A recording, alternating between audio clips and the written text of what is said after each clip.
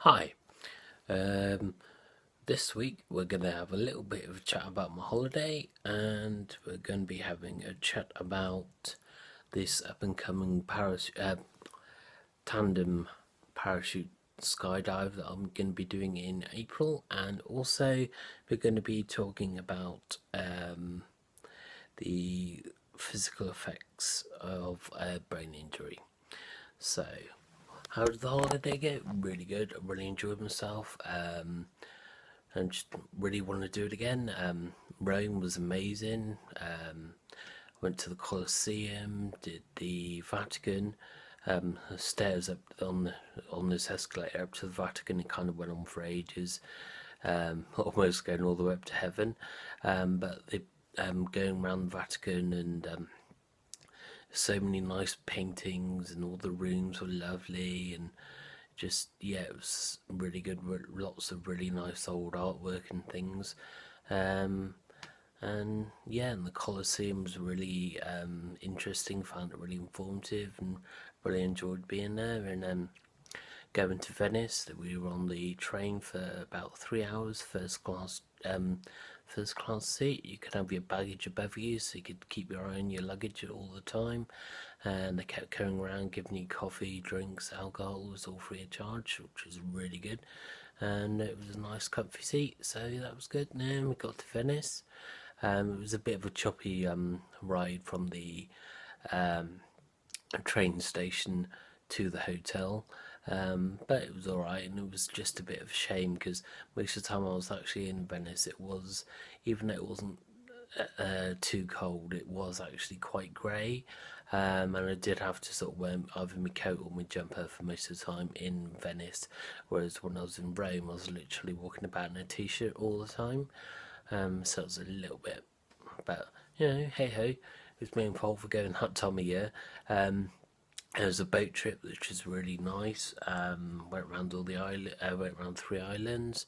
I got stuff on YouTube about that as well, which I'm sure you've probably already seen.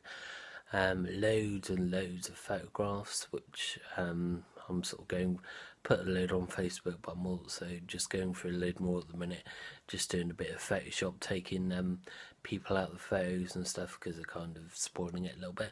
So just sort of doing all that. So yeah, that's going all really well. Right, skydive in April.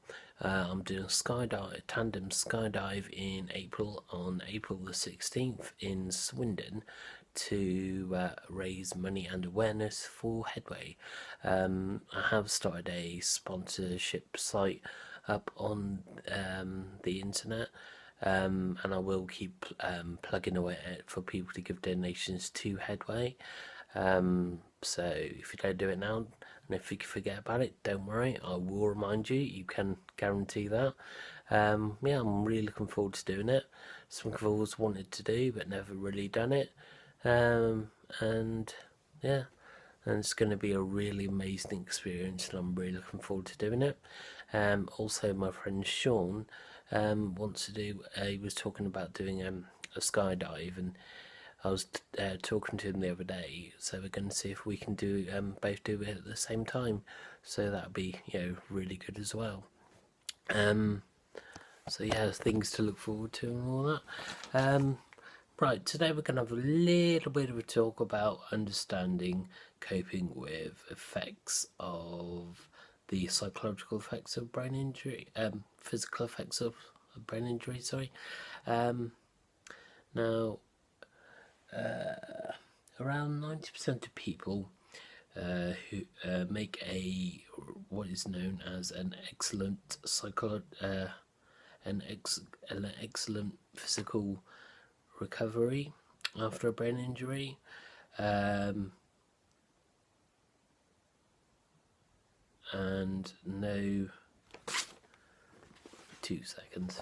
I can't read me right, so I just have to go back to the book that I'm reading it from, which the book I'm actually taking it from is the Trevor Powell Head Injury, a Practical Guide. It's really helpful and found it a really interesting book.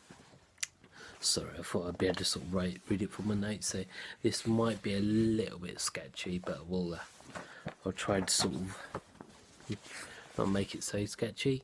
Okay, so we'll start again. Around 90% of people who have suffered brain... Okay, so like I said, by reading this bit from Trevor Powell's Head Injury Practical Guide. Okay, so understanding and coping with physical effects of brain injury. Introduction. Around 90% of people who have suffered brain injuries make what is known as an excellent physical recovery by the end of the first year. This often means that there are no obvious visible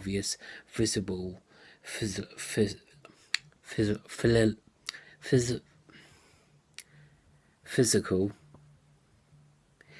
disabilities such as difficulty walking or talking. This is the guy that couldn't pronounce that word. Anyway, moving on. However, there are more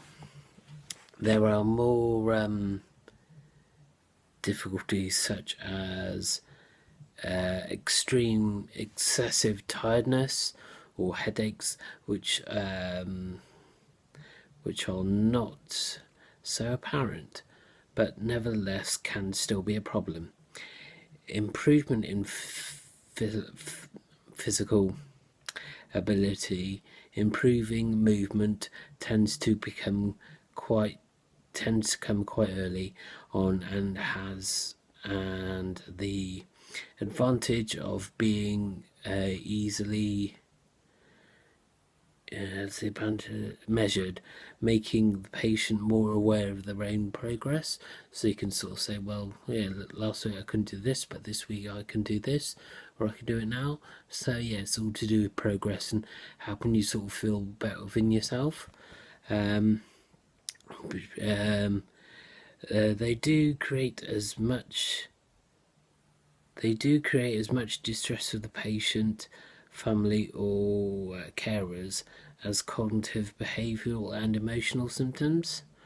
Movement and coordination. Now, many people ask the question, why does the head injury affect any ability to walk or pick up a book? My muscles seem alright. I do not injure my arms or legs. To answer this question, you need to consider the process involved in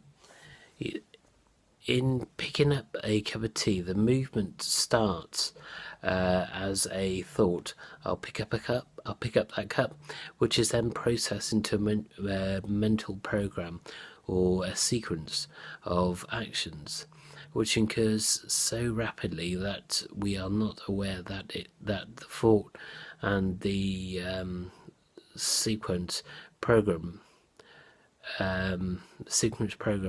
procedure, a series of actions. The mental activity is legendary, centered around all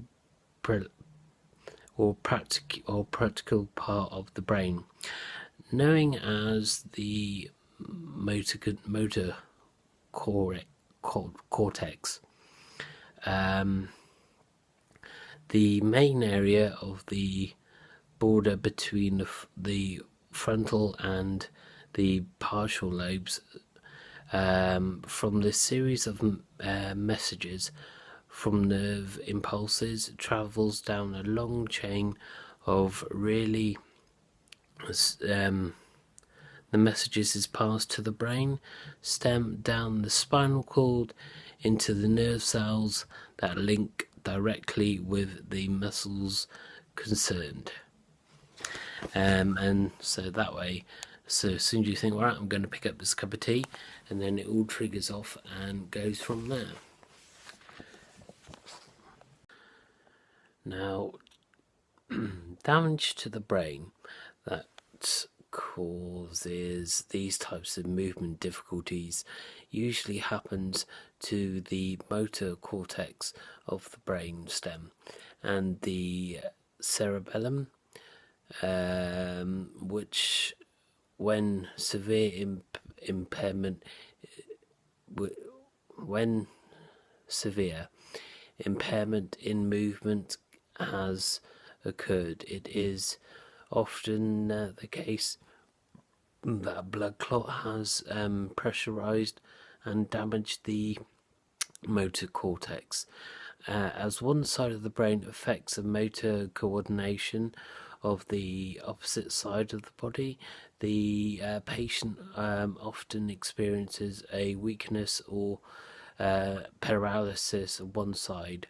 So, for example, if the blood clot pressurizes the right side cortex, would expect to be the patient to have difficulty moving the left arm and left leg. Damage to the cerebellum is known to affect the fine coordination of muscles, leading to strong but clumsy movements. This means that if it's difficult to stand, to walk steadily or balance, for example, to carry a cup of tea without spilling it, recovery begins and movement returns.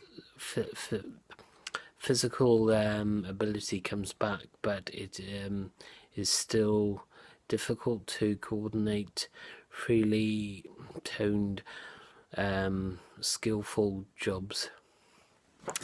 Anyway, so most of these problems I have actually suffered from, or do suffer from time to time, especially when I'm tired. And sometimes when I've gone to the pub, and people have thought I've been drunk even before I started drinking, because sometimes when I'm tired, my walking does get a little bit clumsy. So it's something I've got to keep have to sort of be aware of, and just but sometimes when you're tired, like everyone else, you forget to do. You just forget, even no matter how. But it's just a case of being focused on on the way you are and the way you're feeling. Cups of tea, one way I've got round doing not spilling cups of tea is I was just filling it slightly lower than other people would normally do. Some people do sort of like comment like, oh, I need a step ladder to get down there to drink that, but I do find it works for me. And sometimes when I'm carrying drinks I'm fine, but sometimes if I know I'm feeling a little bit tired, I will, take that a little bit extra measure, and like I said, not put so much tea or, whatever liquid is into the cup, just to get by it. Just going back to my holiday, because I've just remembered, because I was going to sort of say a little bit more about my holiday, but one thing I did find, because when I was on my holiday I took loads of photos, and obviously because I'm on holidays I want to share my experience with people and all that sort of thing, so obviously took lots of photos. But one thing I did actually notice one night, especially when I was in Venice, Venice is not it's not difficult, you can't really get lost, so it's really good.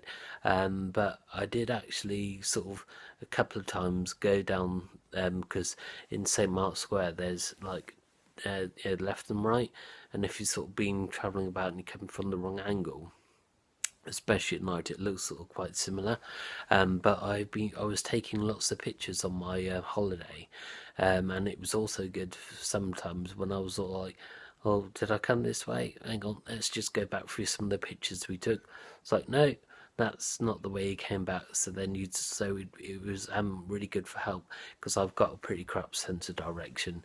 So it was quite good for sort of like with all the pictures, and I just thought that was a good technique to share, that when people with brain injuries go on holidays, just make sure you take lots of photos, and then that way you because when people get lost, we look for sort of familiar things to remind ourselves, but sometimes we can't actually remind them. So it's like, it was almost like pointing out the landscapes that I'd seen to remind me to yeah, it was like, oh, I'm back on the right case. I'm back on the right track again now. Yeah, right. Can't think of much more to put into this week. It's quite a long one anyway. So we'll leave it there, and I'll sort something out for next week. All right. Hope you all have a good week. See ya.